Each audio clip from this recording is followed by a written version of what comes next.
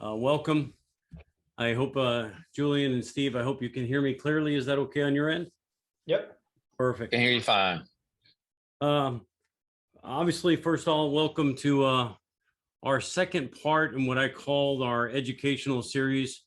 In this segment, we're going to talk a little bit about the state of the micro fulfillment industry with arguably, two of the predominant industry experts in their fields. We're going to talk a little bit about technology. We're going to talk a little bit about robotics. We're going to talk about direct to consumer and how products are displaced, et cetera. And I'm really excited to share a lot of their insights and what they're seeing in the industry with our people here. Obviously, this session is being recorded so it can be used for future purposes down the road for folks. A little bit of housekeeping. There's a Q&A session at the end. You're going to see me go in between, in and out of slides, et cetera. And you're going to see a segment down the bottom right-hand side of your screen for you guys to pop in your questions. We'll pick those up and certainly ask the panelists and go from there. I've got several that I have written down for them that I'm interested to hear some of their positions and answers on. But look forward to an exciting 45 minutes or an hour or so for the folks that are on the bridge today. It goes without saying, we're honored to have both Julian and Steve with us. Julian from Attabotics. A little bit about his background, where he works with technology and business partners to deliver a multi-tenant supply chain. His focus is in developing a fulfillment services that leverages data, iCloud, pay for shared use robotics. He's held multiple senior leadership roles at SoftBank Robotics, most recently as the VP of Global Product, focusing on growth and scalability. Julian, welcome. It's an honor to have you with us here this afternoon. Hi, Michael. Thanks for having me. And of course, Steve and I have worked together over the last couple of years, and I'm very, very happy to have him on board. Between Julian and Steve, the number of years that both of them have in experience is off the chart. I would say that as we talk to Steve about what he's currently working on at BrightDrop, you're going to be amazed at some of the things that Steve talks about from his experiences in the past. And some of the things that I've picked up off of their website and some of their plans for the future as well. Steve's responsible for developing BrightDrop sales, marketing, business development, customer success, and professional services strategy and execution globally. So welcome to you both. As we kick off the session, I'm going to steal about the first 10 minutes, talk to the folks a little bit about what we're seeing in the shift in technology. And then we're going to turn it over to the panelists themselves to talk about what they're doing. I know Julian has a couple of slides and a video he wants to work through. So let's get started. We know that over the last 20 years, things have changed. They've changed drastically, especially from a technology standpoint. If you take the year 2000 and you fast forward to the years 2020, I put a few samples on the screen for people to see just how drastically things have changed, gone out of date, come back into play, et cetera, over the last 20 years. Think about it. USB flash drives 22 years ago, the advent of the iPhone, almost 14 years ago. Fortnite, my kids, you don't dare talk about Fortnite anymore because they don't use it. That was only 5 years ago. AirPods, et cetera.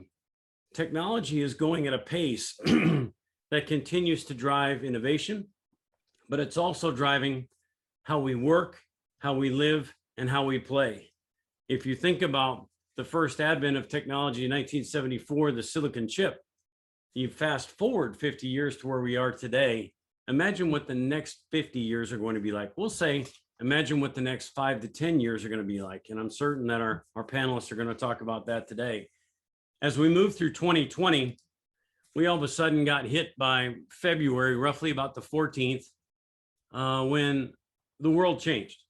There's not a person on this call who wasn't impacted by COVID. Positively, negatively, there were good things that came from the COVID experiences, and certainly there were a tremendous amount of bad that came from the COVID experiences on a personal level. But businesses had to adapt. You started to see things like temperature check stations at workplaces and grocery stores, et cetera, that just popped up out of nowhere.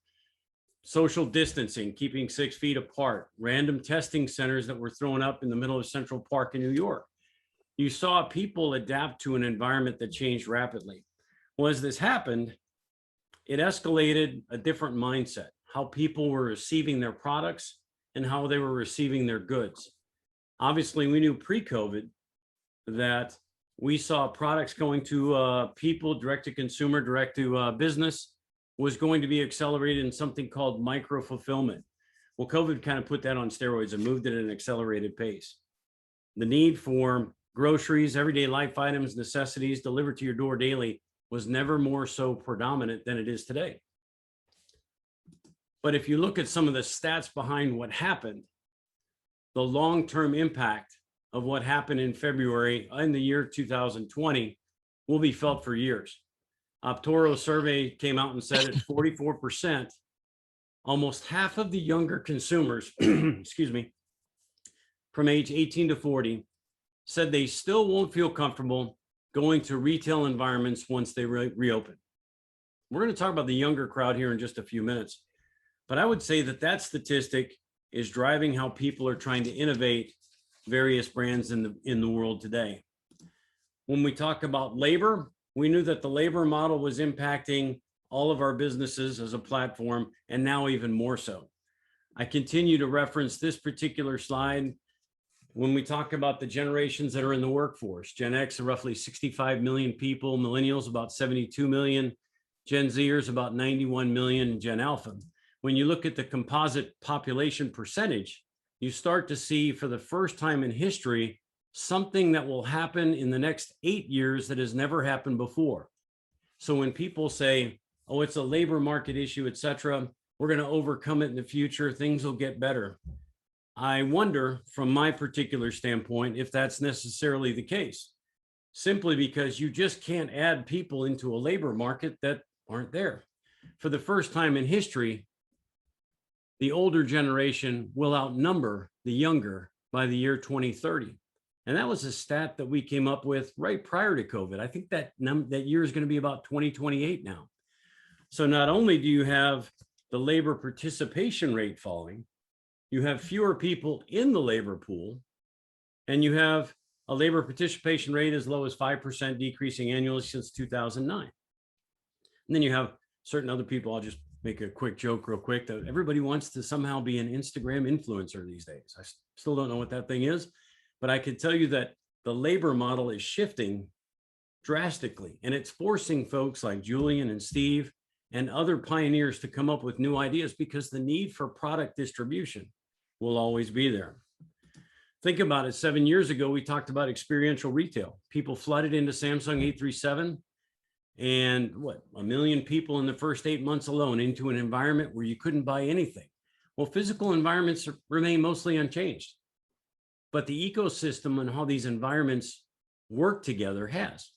There's still retail stores, there's still warehouses and grocery stores. People still go to the office, and certainly people live in environments, et cetera, in their neighborhoods. The work-life play experiences continue to change at an alarming pace, mostly due to technology, but simply because the distribution of goods is going to change like you've never seen before. Enter in a big subject of what we're talking about today, micro-fulfillment. Last month, we talked basically about the 4 components of an MFC. When we talk about how they function, certainly tech, software, operations and delivery, product, and real estate. What we see in some environments is some companies focus on certain segments of those particular components, and the others are left to deal with by other particular teams. However, the 4 have to work in cohesive unison in order to function correctly as an MFC. Product to distribute, tech, software, robots to make sure that it works correctly in a racking system, real estate, there's always property that has to be functioned out of. And then critically, operations and delivery. You're going to hear today about the operations delivery model, and you're also going to hear about tech and software and what Attabotics and BrightDrop are doing today. In doing so, I thought about the city of the future and what it could look like, how micro-fulfillment fits into this environment and how it sits into this. So I talked to some friends of mine out at Territory Studio in London. You might recognize them. They're the folks that were the digital creative behind the Marvel Studios movies like Iron Man, Captain Marvel, all the other Marvel movies. You see all the digital stuff that's in there. That was created by this group, and I asked them a question. I said, let's take some of the data, let's create a short video of what we think a city of the future could look like, inclusive of automation. And this is what we came up with.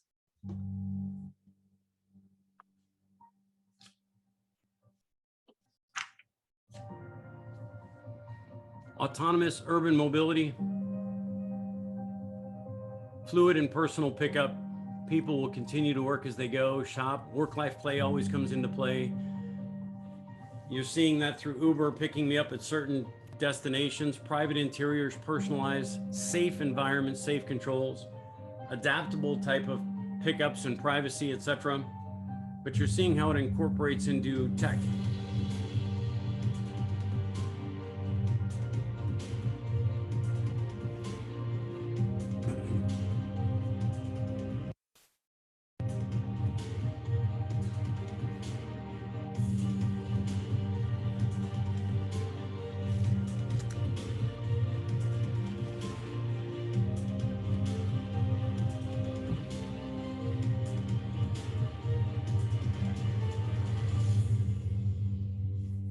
The next phase of ecosystems of cities will be built around how people function at work, how they function in their life, and how they function in playtime, and how products are distributed to them. Within that particular city, you're going to see pop-up micro-fulfillment centers, and we'll talk about sizes, et cetera, much like we did last month. But I honestly believe in the next 50 years, you will see cities changing at an alarming rate. Cities and how they're built, and how people live in them, and how they function within each individual city. So in basically said, as we turn over into our panelists, I wanted to basically ask a few simple questions. How did we get here today? How did we get to where we are today? What's the market momentum for adaptation as it relates to micro-fulfillment? For the retailers out there that are listening in on the call and other businesses, et cetera, what's the benefit? Why would I want to do that? And then lastly, where's this going? And obviously, I know enough to make me dangerous about the micro-fulfillment industry, but I turn it over to the experts, certainly between Julien and Steve. I want to talk a little bit about Attabotics and BrightDrop and turn it over to them. Julien, in a nutshell, Attabotics, I put up some of the information you gave me. Welcome. Tell me in a nutshell about what Attabotics is and what we do. Sure. Hi, everybody. Good morning for those on the West Coast. I'm on the West Coast too. I can briefly start with introducing myself. So I've been with Attabotics for about a year, but the journey related to micro fulfillment started with SoftBank about 3 years ago. And back at the time, we were looking at how we can reuse all the portfolio company technologies and disrupt or let's say leverage that technology in logistics. And we had many different plays from neuro to autonomous driving, Flexport, a lot of technologies related to logistics in general. And we were looking for the right way to approach that, knowing that in Japan, where we are headquarters at SoftBank, we were just using a traditional central fulfillment model. So I was asked to come up with a strategy to go to market, and quite clearly, I started looking, because we were roboticians, I started looking at autonomous driving and how robots could just deliver things to people and how we could solve the last mile problem that way. And it became apparent that robotics would not, in terms of autonomous driving, would not bring a solution before potentially decades at scale. There are some very interesting niche use cases today, but it couldn't make a difference at scale now. And quite clearly, the way to make a difference in the US, knowing about the distances and the urbanization challenges that we have here, micro fulfillment is the way to go.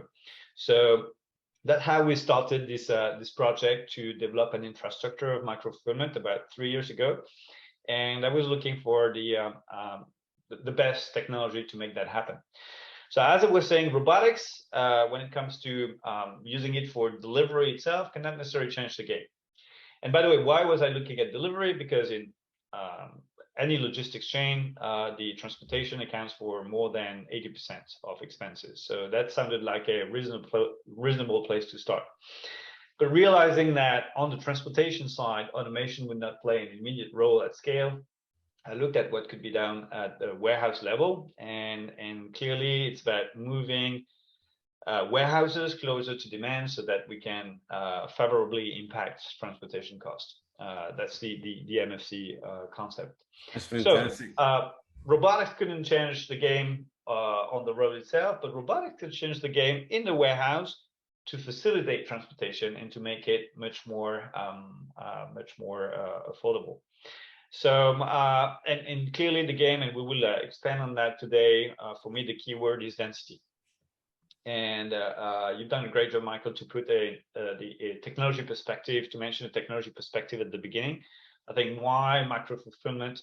Well, how did we get there? Why micro fulfillment, which is a very old concept of bringing things closer to demand, is a very old concept. Why hasn't it picked up yet? It's because technology density was not available yet. Now with robotics and with the technology that we've developed at Attabotics, we can bring a warehouse to an urban environment. And I'm not saying just in the suburbs, but really downtown. And that's a key game changer. So at Attabotics, we developed what we call the first really robotics system that combines density and still access to every single bin. So we're going to see a video. I think you have the video right after, Michael, and I can probably comment on that, and we'll see the link. Do you want to go to the next slide? Yeah, I will in 1 second, because I wanted to make sure the team knows on the call, as we work on the space and volume that Julien had mentioned inside 4 walls of a space. Now you, instead of a flat 150,000 square foot Amazon warehouse that's 30 feet to the deck, I can condense that space into a cube, making it more efficient, making it easier for products to be displaced within a given cube system, et cetera, much like we talked about last month. And the video you're going to see from Julien is eye-opening and how their robots function. Our other guest on the webinar today, Steve from BrightDrop. I'm completely blown away what BrightDrop is doing. I got to be honest with you. I took over the website, I think, last night and just constantly watched and read as much as I could. But reimagining commercial delivery and logistics for an all-electric future. It's a bold statement. And you think of, for the people that are on the call today, you have Julien inside the cube, and outside the cube for an ability to distribute products from warehouse to direct to consumer is what BrightDrop does. Steve, tell me if I'm wrong there. Oh, no, absolutely. I mean, at a high level, BrightDrop is a wholly owned subsidiary of General Motors. We actually started within the incubator center of General Motors, and it was absolutely new greenfield space for the company, and spun us out. So we're in essence operating as a startup company with a captive venture capitalist of one of the largest manufacturers in the world, General Motors, and also as an outsourced contract manufacturer. So we are looking at and have built an ecosystem of products ranging from our class-leading electric light commercial vehicles. So think of the vehicles that FedEx, Amazon, UPS, DHL, USPS drive to your house, or drive by my house 800 times a day, it seems, and to deliver products. Those are going all electric. And the BrightDrop Zevo 600 and Zevo 400 are taking the lead in that. To micro and I'll call it micro mobility platforms, where the BrightDrop Trace, or a small container, electrified container for moving packages, call it last 100 yards versus last mile, for in dense urban areas or in areas where vehicles no longer are allowed. And then wrapped all up with advanced software that is looking at optimizing the delivery experience and the movement of product experience. So BrightDrop is moving to scale. We have a 2 million square foot manufacturing facility dedicated to us that we are bringing online with our first production vehicle rolling off in just a few weeks. And we have several hundred vehicles out in production today with FedEx. And look forward to making an impact on bringing zero emissions, zero crashes, and zero density in the future through electrically propelled products, as well as the future of autonomy. So autonomy definitely plays into the whole space as well. It's an exciting space to be in, especially when you consider, I think in this particular session, the words that I'm going to hear over and over again, I'm quite confident, and especially in speaking to Julien this week, decarbonize, sustainable. We talk about being eco-sensitive to the environment, all things that come into play when it comes into automation, robotics, and certainly electric vehicles, et cetera. And I know both Attabotics and BrightDrop are certainly on the forefront in that area. So I guess without further ado, Julien, let me turn it over to this video real quick, and you can walk us through, and I've got a couple of those slides right after that, if you want to walk us through that about what you see in your system. From a layman's terms, there are people on this call that have never seen an MFC before. They haven't even heard the buzzword before. They know it's coming. But as we saw in some of the data previously and in last month's webinar, we reviewed that less than 10% of the big box retailers actually know what an MFC is, let alone what the acronym means. So if you could, in simple forms for people like me that are very simplistic in life in general, walk us through this video and tell us what you think, what's going on here and how it pertains to what you guys are doing. Of course. Thanks for the intro. Yeah. So we've developed this 3D storage technology, and it's inspired by nature. The way lift cutter ants store things in nature around vertical shafts. So we take a typical inventory warehouse that is usually storing things in 2 dimensions in traditional shafts, and we compact that into a 3D structure with our robotic ants evolving at the top of the structure and able to dive into vertical shafts. That's really what's specific with our technology. Compact and still access to every single bin in the system. And now you see one robot going down one vertical shaft, putting away the bin that it was using before and retrieving another one. And typically in the scenario of preparing an e-commerce order, that's what would happen. You would pick the bin in which there's a product that you need to assemble an e-commerce order. And then at the bottom, we have a sortation layer that allows us to sequence the products to be picked in the right order, and then they arrive at the pick station. So we have several versions of pick stations, but the most important thing to retain is that we have a way to store things in a very high density structure. So now we're making it possible to bring a warehouse to an urban environment. As Michael was saying, a warehouse that used to take 100,000 square feet now can be compacted into 15,000 square feet. Okay, so that's the key metric. It's hard to find. It's not easy to find 100,000 square feet in an urban environment. Finding 15,000 square feet is much easier, and that's the logic, and that's why we have a great product that we apply for standard distribution centers in remote areas, but we're really focusing these days on microfilament. Then some specificities about the technology. Our robots have no battery. They're what we call ultra capacitors. They're recharged on rails, and that's what you're seeing now. So that allows us to gain even more density because the robots are always busy. They never take time to recharge, so that gives us even more density. So if we go back to the concept of micro fulfillment, technology is actually an enabler. Micro fulfillment, as I was saying, is not something. It's not a concept that's completely new. I mean, since the Roman Empire, the Roman armies were already using the concept of microfilament, bringing warehouses closer to the battlefield to replenish faster. But what's changing really is that you need density in this. You need the technology to move the warehouse to the modern cities. And you need that for several reasons. And the main driver that we see and that we're seeing on this slide is the need for same-day delivery, same and next-day delivery. And it's driven for a large part by what we call the Amazon effect. So Amazon started with 5-day delivery back at the time, then 2-day delivery. same day now, and even immediate delivery in some cases. But it's not only that. I operated before, believe it or not, I'm not from here, so I operated in Europe and in Asia, and it's become really table stakes there to deliver everything same day. The ultimate version of that is in Asia Pacific, 55% of all e-commerce orders are delivered same day. So will it be to that extent in the US?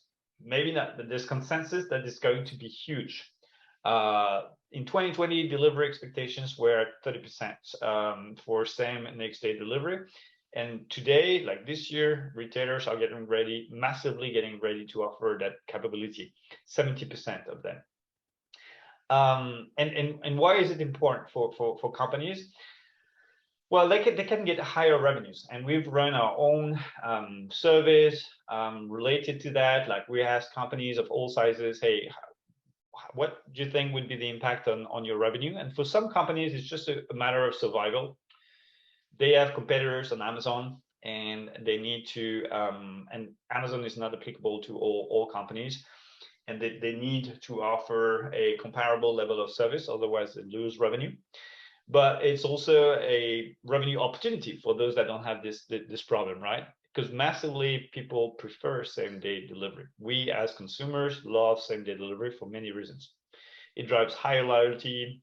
When we get things immediately, we don't return things. It's proven that we don't. The level of cart abandonment on e-commerce websites is much lower when same-day delivery is offered.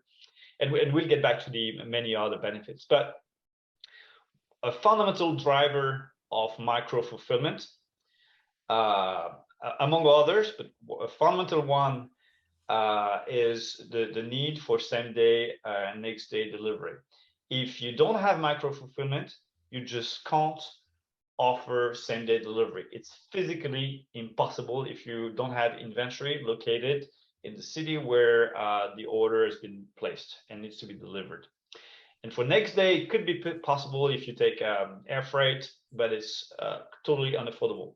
Think $30 if you want things to be delivered next day from a distant warehouse. So micro fulfillment with this current environment is just not an option. It's absolutely mandatory for companies to engage into the strategy. Otherwise, they won't be able to compete.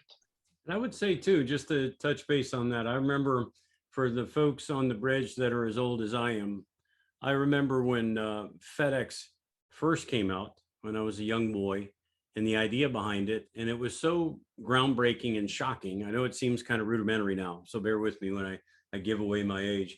When it first came up, the idea of somebody getting a package the next day was life altering.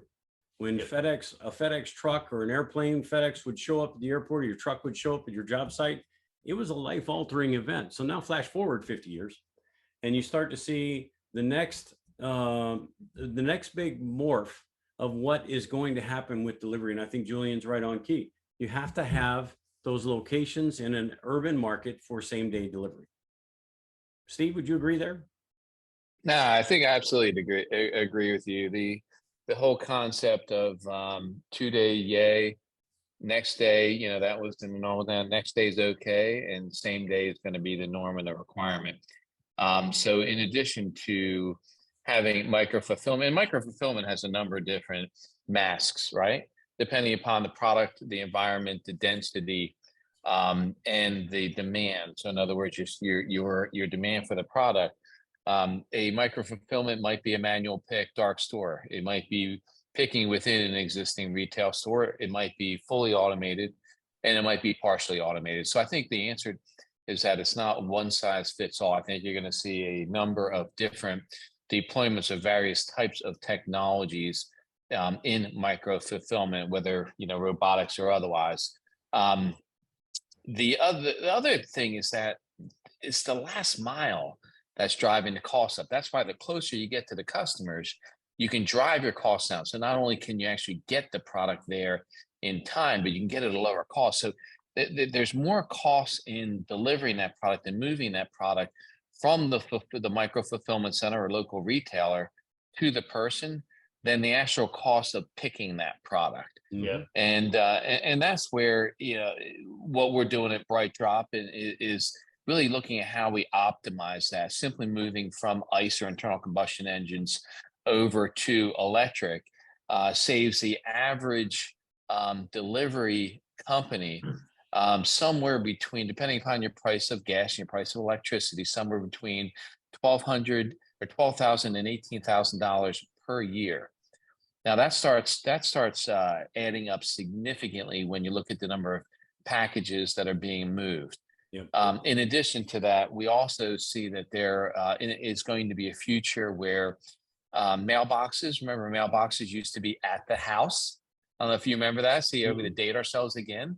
You used to have a newspaper delivered to your house, Yep. and you actually had a mailbox on your door, right? And then it moved to the road. But where are the mailboxes today?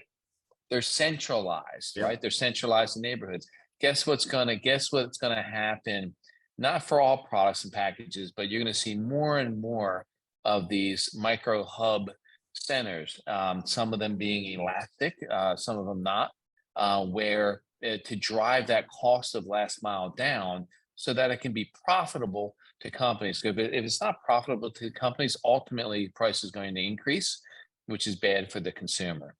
So it is an entire ecosystem that goes from the fulfillment itself in various degrees of automation and manual to how efficiently and effectively you can move it to how efficiently and effectively you can actually get it securely into the hands of the consumer. Yeah, I agree. And I think going back to that slide earlier with the Google colored circle, we talked about the 4 components of MFC, generalizations, obviously. But those 4 components are certainly the big segments of how an MFC functions and how it can actually work itself. I know, Julien, on your slide about last mile delivery aggregation, I wanted to talk a little bit about the reduction in space and the reason that's important, if you want to touch base on that. Yeah, totally. And I couldn't agree more with Steven. What really matters is when you look at unit economics, picking an order, the entire fulfillment thing probably accounts to less than 20% of the entire it is. fulfillment chain. Absolutely. So when we look at our technology, yes, we do a little difference, and we optimize if you take a typical e-commerce orders, they're going to cost you $10 to deliver it, wherever it comes from a remote center or from a micro fulfillment center. That's good. That could be roughly the same. And if you take this $10, it's probably $1 or $2 that happens inside the warehouse and $8 that happens on the road. Now, if companies want to deliver today, same day, and if they want to use a typical service like Roadie or anything like that, these companies leverage gig economy models, and they're going to offer you a cost in the range of, just for that delivery, in the range of $10. I've asked many companies around.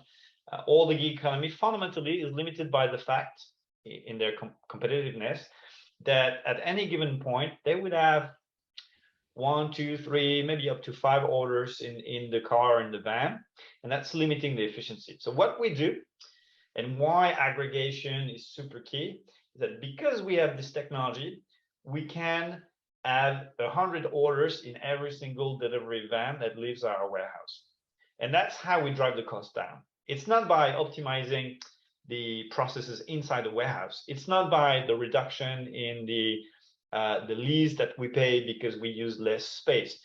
It's because we're located downtown, because we could find real estate thanks to our density, that we can load the vans. And it's all that. Yes, reduction in labor, a little bit of reduction in lease, but 80% of the reduction in fulfillment that we offer comes from the fact that we load each single van with 100 orders, and that allows us to drop. I was mentioning a typical delivery cost from any gig economy company at about $10. We can go down to $4. Today, Amazon is at about $2.5 because they have a very high aggregation level, but Amazon has millions of products and super high density of delivery. Without going to that extent, and because anyway the limit is the size of the van, you can't bring a 53-foot trailer inside the city. because of that limit, we can approach what Amazon is offering just by aggregating the demand of about 10 to 20 brands. And that's really game changing. So I think with micro fulfillment, we can have a huge impact on not the fulfillment part, really the delivery part, and that's what matters. And that's why we're jumping in, and that's why we're launching our own service. We are initially a technology provider. We provide this nice robotic system inside the warehouse. We're jumping in, and now we're opening our own fulfillment and delivery service based on that technology. And again, the way we're changing the game is not inside the warehouse. It's because of the location of the warehouse, and because we can optimize until the last minute before the cutoff. I can come back to it. We can optimize the delivery routes. And that's a key thing that technology can enable now. If you're picking from store, you don't have enough from one store, you don't have enough density to have 100 orders or even 150 orders in your van. You need a point of aggregation, and Steven was mentioning different forms of aggregation, but no matter what, you need in logistics aggregation to drive costs down, and micro fulfillment can help to drive that cost down. I wanted to touch too, for my career, I've been doing this for about 30 years. I started in operations, unfortunately, as a general manager early on in my career. What I see, the relationship between micro and what I went through as a young manager was inventory control. For the retailers and operators here that are on the call today, the word churn usually comes in a very bad way. Product going out the door, not being able to do site counts, etc., accurately. Now within a particular system, like you saw in the video earlier from Julien, the one we showed last month, you have the ability to monitor inventory control like you've never seen before, where robots are assessing a decanting product off of pallets, putting it into the system, and they're picking out, and it's being scanned and it's leaving. So you're accounting for product like you've never seen before, which I think one of the hidden values in micro fulfillment is inventory control, simply because I saw how much was wasted and lost and stolen.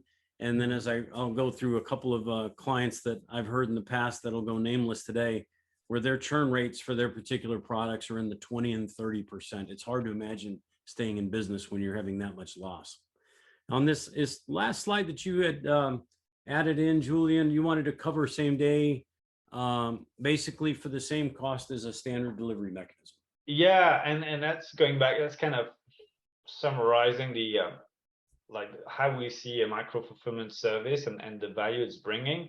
It's really about I mean, there's a conception that same day has to be expensive, it's not affordable. And with micro fulfillment, you can literally offer same day delivery for almost the same cost as standard delivery. So here it's the scheme that we're implementing. We call that a multi-echelon inventory model.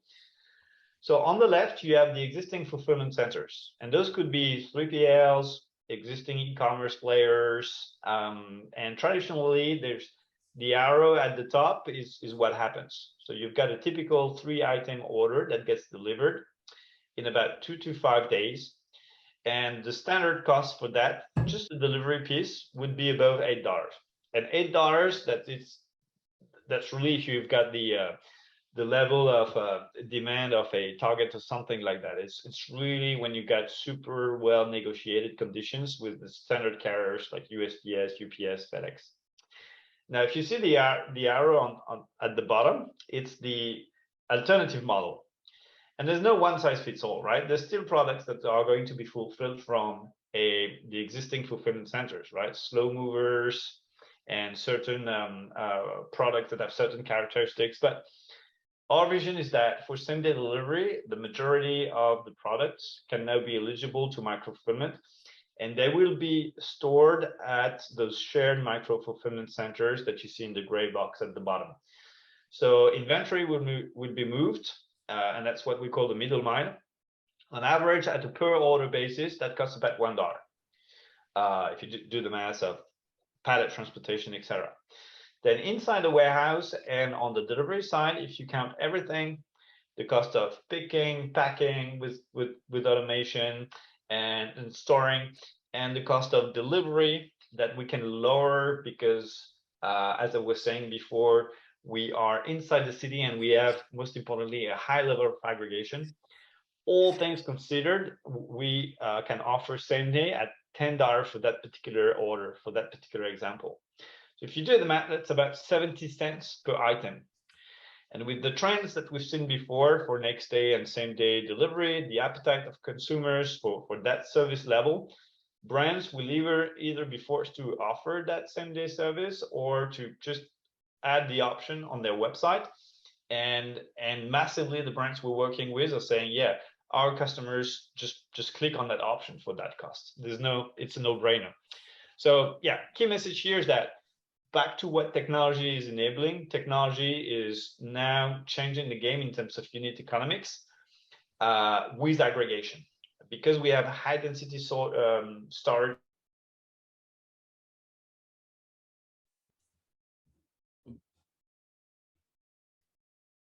And we've got a plan and a playbook to help companies select what inventory in particular needs to move to what place.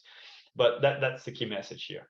Yeah, I think I agree with you. But I know we're going to go into a little Q&A here in just a couple of minutes, but I would say some good takeaways and the underlying theme. The same words that we spoke previously about have never been more predominant than they are right now. Efficiency, cost matrix, density. You start to see how products can be displaced, not just from an eco-friendly, environment-friendly type of operation model, but I would say specifically, products are displaced and dispersed more efficiently within a micro-fulfillment center and outside of the MFC, utilizing what Steve had mentioned earlier with some of the electric vehicles that are out there today. It's an amazing, amazing industry. And I know when we talk about available real estate, like we did last month in urban areas, I think you're going to see multiple MFCs, be it Attabotics or any of their competitors, et cetera, popping up very, very quickly. I think you're going to see certainly Steve's trucks and vehicles from BrightDrop in our neighborhoods very, very soon as well, because it's not just the right thing to do. It's the best thing to do for the business. It's certainly outstanding in how it's being put out into the market today. In going over some of the QA segments, I'm going to come off screen share for a second in case others have questions that they wanted to put in. I have a few written down, so I'm going to make sure that I can come out of this real quick and make sure that if there are any out there, please, you guys go ahead and plug those out so I can ask the team, etc. Let's see. And I wanted to make sure for the folks that are on the call, if you want to raise your hand, send me some notes. I saw another note about a video disabling, etc. But I wanted to make sure you guys could see all the things that we shared today. First question would go over to Steve. We talked about the grocery model and grocery solution and MFC implementation. The logical thought is people consistently and constantly order groceries, and therefore MFC implementation would seem to be a right channel for grocery implementation. What are some of the insights you've seen in your career? And can you talk a little bit about the e-cart solution that I saw on BrightDrop's website, which is phenomenal? Absolutely, Michael. I think if you look at it, grocery stores and grocery in general are the perfect marriage for automation, micro fulfillment, for e-commerce. Grocery stores were designed and optimized to be close to the customer, right? That's how they did it. They put them within a proximity of rooftops. Therefore, in order to deliver, they are within the same proximity of the rooftops they need to get the product to. Now, the issue that you have is in grocery is having the proper order volume in order to justify the cost of an MFC. MFCs are not inexpensive, even if you do it as a service model or shared model and leveraging that real estate. So, in my opinion, about 10% of the 50,000 plus or minus grocery stores in the US have the type of volume and configuration for automation. So that's 5,000 stores. That's still a ton of opportunity for automation. If you can tell, Walmart recently acquired Alert. So they're very serious about it. They wouldn't acquire a company and technology if they didn't plan on deploying it in some type of mass quantity. Now, you have to look beyond that 10% and say, now I've got 90%. And how am I going to do fulfillment? Well, you can either do a dark store. Well, dark store, if you don't have the order density, You either kill yourself by being too far away from your customers, number one. Number two is you can't do click and collect. And the grocery stores are pushing for click and collect because it costs them less money. Total sum of zero people are going to order groceries and go pick them up at a warehouse. And then the other one is that they just do not have the order volume. They have under 100 orders a day, which is real business, but not enough to justify micro fulfillment as it exists today. It's not efficient until you get to several hundred types of orders. So what we did at BrightDrop in looking at the entire ecosystem of product movement, we saw this as an opportunity, and we have built, in essence, what is a mobile electrified smart container.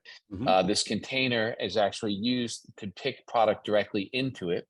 The container has passive chilling capability, so it can keep frozen and chilled product frozen and chilled for many, many hours. And it allows you to mitigate that whole, I'll call it consolidation and staging area that you see in grocery stores. So the pickers can pick directly into the Trace grocery e-cart, and then that can be brought directly out to a curb for self-service for customers. So the customers can then come pick up their groceries directly, or if you have some type of last mile runner, they can be staged for the runners to come and get in a secured self-service manner access to those groceries to be delivered. And so in that mode, what we have found is that the same staff is able to significantly increase their productivity, well north of 20% additional productivity. So that is, in essence, productivity leads to cost savings and it leads to increased revenue. So that is what BrightDrop is doing beyond just the mobilization of product with our electric vans, is looking at all other types of micro mobility platforms for smart product movement. Kroger was the first and is the first test and launch partner with BrightDrop for the Trace e-cart, but we've got a dozen other customers lined up. That's fantastic. And for the folks to get an opportunity to check out the BrightDrop website, the video on there it's pretty cool. I'm just going to say, Steve, it's cool. I mean, I like what you guys did there and how it's displaced, and certainly how it relates to the last 10 feet. We can talk about last mile all day long, but the last 10 feet is how do I get a product into somebody's hands? For those like myself who shop from Walmart, bags are left at the front door, and let's hope you get them the way you're supposed to. You never know what might happen from there. So it's an evolving segment as it relates to grocery. And I love what you guys are doing in that area. And Julien, back to you. You mentioned a point with me on Monday. You talked about packaging and not boxing. And I wanted to, get your input on that as it relates to what Attabotics is doing outside of the traditional boxing type environments that Amazon does. Yeah, that's a great point, actually. Microfulfillment has a very positive impact on the carbon footprint of operations. And as we were saying before, there are rare occurrences in life when economical incentives are aligned with what's good for the planet. And that's the case for microfulfillment. So we talked about, reduction of the carbon impact on the road, but there's another carbon impact which happens at the packaging level. We've all seen a lot of cardboard being used when we receive an e-commerce order. We've seen a lot of air being transported in that big box. So there's obviously room for optimization here. And where microfulfillment really changes the game, that when you supply from a local warehouse, you don't need to go through what standard carriers are using for long haul freight, which is high-speed sortation. When you receive a parcel from FedEx that comes from the other side of the country, it has gone through many different. It hasn't traveled alone. It has gone through many different consolidation centers that we call cross-dock operations. And that those operations, they go through sortation. They're received together and they're resorted to go to the right, to the next node of their transport journey. And these machines, these high-speed sortation systems, they're very hard on the product. It's a pretty brutal process So you need a cardboard box when you go through high-speed sortation, and that's in many cases why you receive those big boxes at home. When you do micro-fulfillment, your product comes from the same city. It doesn't go through all the nodes that we were talking about before. So when you prepare an e-commerce order, and that's what we do at our current micro-fulfillment centers, we just use polybags.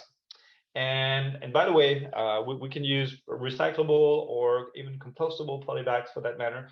And then if you compare the carbon and cardboard impact of your e-commerce order, it's fundamentally reduced. Like think about a small polybag compared to a big cardboard box. There's just no comparison. So that's where naturally microfilament makes a big difference. And then the same thing happened on the return channel, right? We're starting to consider picking up returns, and we know that in e-commerce the return levels is pretty high. And that return channel, same thing. People would box that with a cardboard box, and whereas we can pick up from the curb and directly re-inject that into our micro fulfillment center. So that's again another benefit for the plant. I'm glad even I can understand it now. I mean, I'm wondering if a few of the people that are listening in on this one have been impacted like I have. I don't know how many times my wife has ordered a certain product, and it's a small little product and it comes in a big box. And we're shaking our head going, okay, they use this big box for this little product. And it's now I understand it. And thank you for sharing that. It makes perfect sense. Back to Steve, I saw a note that said the demand for last mile urban delivery is expected to grow by 78% by 2030. So the question is, what's BrightDrop's strategic effort there as it meets to that demand? What's going on with BrightDrop, and what's the future for BrightDrop look like? Well, a lot of that, you hit the nail on the head, is that with more demand, you've got more product being moved. With more product being moved, you're creating more tailpipe emissions. Most of those tailpipe emissions are where we live. So part of BrightDrop is obviously removing tailpipe emissions from where we live through the last mile product delivery. So that in and of itself is a core part of the platform as we move to an all-electric future. Good for the environment. The other thing is it's absolutely good for your P&L and bottom line. So as people move to an all-electric future from our partners, who are the vertically integrated retailers or vertically integrated fulfillment centers like Attabotics, or the independent delivery companies, we're saving them money. So saving the planet and saving them money. The other thing that we're doing at BrightDrop, Michael, is really looking at how we can minimize the number of vehicles on the road. Mm-hmm. And that's an odd thing to say, but with our micro containerization platform, we've actually found that in dense urban areas, we can actually remove 20 to 25% of the vehicles on the street and reduce idle time by up to 50% by bifurcating the process of drop off from the process of last 100 yards or last 100 feet of delivery in dense urban areas. So in other words, driver comes up, they could actually take pre-packed trace e-carts off of the vehicle, and then you could have runners there, whether they're full-time employees or gig workers. Runners take and deliver that last mile. Truck goes off to pick up its next load. So you're reducing idle time, you're reducing congestion, and ultimately you're reducing the number of vehicles that you actually need. So you can deliver more packages with fewer vehicles. So as a company that sells vehicles as one of its products, you would think that's against. You would think I'd want people to get more vehicles, but we're actually looking at how we can reduce the number of vehicles on the road in addition to removing tailpipe emissions. That's fantastic. And I got to tell you, I know we've got just a couple minutes left, and I wanted to summarize quickly. Every time I talk to Steve, and certainly every time I've talked to Julien, I continue to learn so much. And I can't say thanks enough for taking time for us today and sharing your insights about where the industry is going. I would say I know there weren't any questions that were posted here, but for those that come up with questions that are listening in today, and certainly on the recorded segment, drop me an email. I'll get it to Steve and to Julien. We'll get you an answer. But again, before concluding, Julien, Steve, I thank you so much for sharing your information, what your company is doing. I don't think pioneering is an inaccurate enough word for both BrightDrop and Attabotics. You guys are at the forefront, and it's going to be really interesting to see what's going to be happening to those companies here in the near future. But again, thank you. I wanted to wrap up here real quick, and because I want to make sure I'm sensitive of everybody's time in talking about, what's next. As we look at the various segments across the board, we know that micro fulfillment is at the forefront as far as what's happening currently with product distribution. Electric vehicles is certainly going to be there, and the play for that's what's happening with that environment is never going to be more prominent than it is today. But as I promote our next session, I always try and lead our next sessions for the next webinars to kind of give you a little teaser about what's about to happen next. And I continue to be blown away with people like Julien and Steve to tell us where we think the world's going to be next. I think of back in the day when I was a kid, and I used to think, reading in books and comic books and newspaper articles, etc. I used to read about what the future of the world was going to be like. And I'm kind of dating myself, and I pulled this picture up off of Google, and I kept thinking in comic books and school books and sci-fi stuff, the visions of the future were going to be so amazing. You couldn't even imagine what it was going to be like. The Star Wars movies, the Star Trek stuff, and all that, all the things that we read about as kids and what the world could be like. Well, the world about 8 years ago for me changed when I started hearing about something called wireless power. And when I was giving presentations on it at CES and other retail spaces, etc., I kept hearing, oh, that'll never happen. Oh, it's not possible. It's physically not possible to have wireless power. Well, it's a privilege to say that next month on our webinar, we're going to have two key players from a company called WeCharge, the wireless power company that is at the forefront of how devices are going to be powered without cables. Wednesday, November 16th, 1 o'clock. You guys will see the invites on LinkedIn, etc. If you need an invite, please let me know.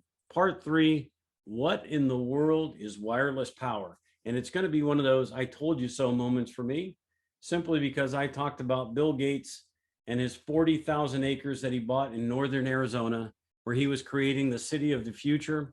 Well, not only is micro fulfillment part of it, not only is ecosystem and eco-friendly electric vehicles part of it, wireless power is going to be a big part of it as well. I wanted to say thank you all for joining. If you have any questions, here's my email. How we work is dream, design, develop, deliver. You've seen that before.